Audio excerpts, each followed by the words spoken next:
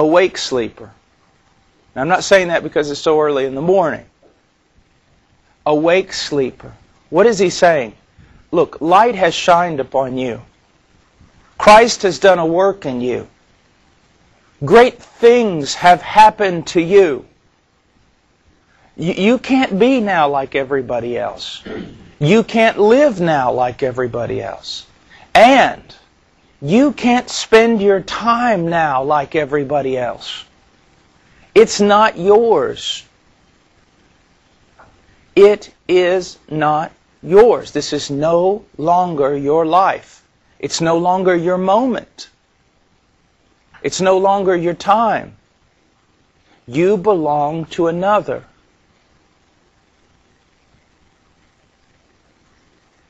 You know, Leonard Ravenhill years ago sent me a tract, and it said, "Others can, but you cannot."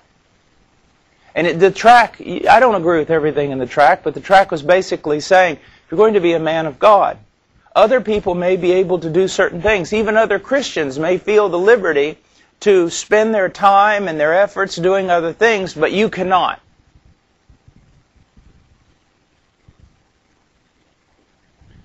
And so, he says, therefore be careful how you walk, not as unwise men, but as wise. Now, zeal is very good. Now, I'm going to teach you something from the error of my own life. Zeal is very good, but your life cannot be directed by zeal. It may be appropriate to say that your life can be driven by zeal if it's according to knowledge. But your life cannot be directed by zeal. Because eventually, well, first of all, you won't be walking in wisdom, and eventually you will wear yourself out. So what is he saying here? He's saying, be careful how you walk. Walk in wisdom. Now, I want you to be zealous. I want you to be extremely zealous. But I want you to be zealous as a careful, calculating marathon runner. I want you to think about the long haul.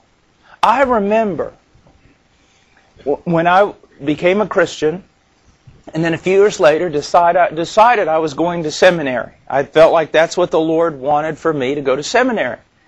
And I shared with a friend, some friends of mine, I was going to seminary, and they said, "How could you?" And I said, "What do you mean?" They said, "How could you? I mean, the fact that the Lord is coming back any day, and you're just going to be at seminary instead of ministering." Well, it's been many years since seminary, and the Lord has still not come back. Now, they had drawn a conclusion that the Lord was coming back, that we had no time to prepare for ministry or anything else. We just needed to run out there and start doing stuff. Now, that's zeal, not according to knowledge. Now, when you open up this Bible, I don't know about you, but sometimes I open up the Bible and I get very discouraged. Why? Because literally, I could spend, months on Genesis 1:1 and not fully grasp everything that's there, or not know as much about it as some men. And you start getting discouraged. I don't know about you, but I do. Because I'm sitting there going, I'm never going to make any headway. It's like when you start learning Greek, for example. I mean, you're going over the alphabet like you were 4 years old again. And you start all these strange characters and figures and things like that. And then there's this different way of speaking. And then there's declensions and diagramming and all these different things. And you're sitting there going, I'll never get this. Well, you'll never get it in 6 months. And you'll never learn this Bible in 2 years. But if you will faithfully, with wisdom, carefully, every day, systematically, with a plow horse mentality, take up this Bible and begin to just add more and more and more each day.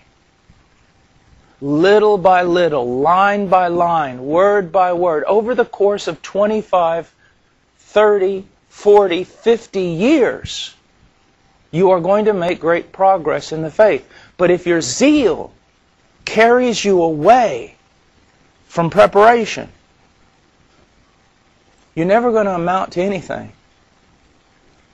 I have so many friends who I believe were much more gifted than I, but they just wanted to run. They wanted to play in the game. They never wanted to practice. I know a dear brother in Peru that literally his ministry was ruined for this very reason, although I warned him often. Brother, you don't want to humble yourself to prepare. You just want to go out there and run without making the proper investments. He never listened. And so what I want you to do is this. I don't want you to do what I did.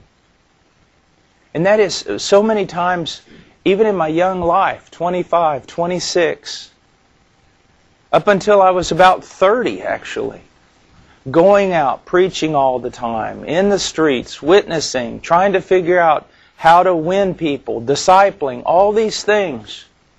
Now a lot of them were good, but a lot of them were according to zeal and not according to knowledge. And I kicked up all kinds of smoke, but when the dust settled, there was no fruit. Now realize this, you cannot